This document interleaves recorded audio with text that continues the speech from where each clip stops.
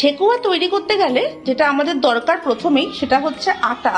এখানে আমরা যেটা ইউজ করেছি 1.5 কাপ পরিমাণ আটা ইউজ করেছি, আর নিয়েছি সুজি, সেটাও 1.5 কাপ। এখানে মনে রাখা ভালো আমি 1.5 কাপ করেছি।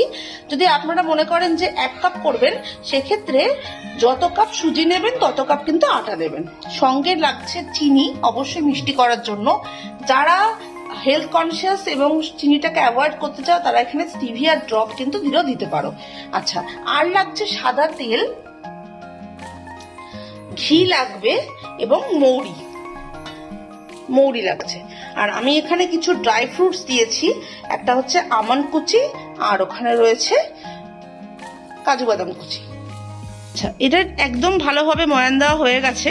এবার আস্তে আস্তে করে জল মিশিয়ে দেবো, একদম নর্মাল যে জল, খাবার জল, সেটা আস্তে আস্তে করে এর মধ্যে দিয়ে এটাকে মাখতে থাকবো।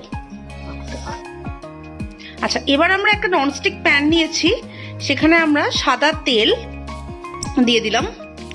তেলটা গরম হতে দেব, তারপরে একটা একটা করে ঠেকুয়া আমরা এখানে ভেজে নেব। যখন আমরা এগুলোকে ভাজবো না, ঠেকুয়াগুলোকে আমরা একটু কম আঁচ করে রাখবো, না হলে ভেতরটা পুরো কাঁচা থেকে যাবে। হালকা করে আঁচটা একদম কমিয়ে নেওয়া হয়েছে, লো ফ্লেম করে দেওয়া হয়েছে। সেখানে এবার ঠেকুয়াগুলোকে আস্তে আস্তে ভেজে নেওয়া হচ্ছে।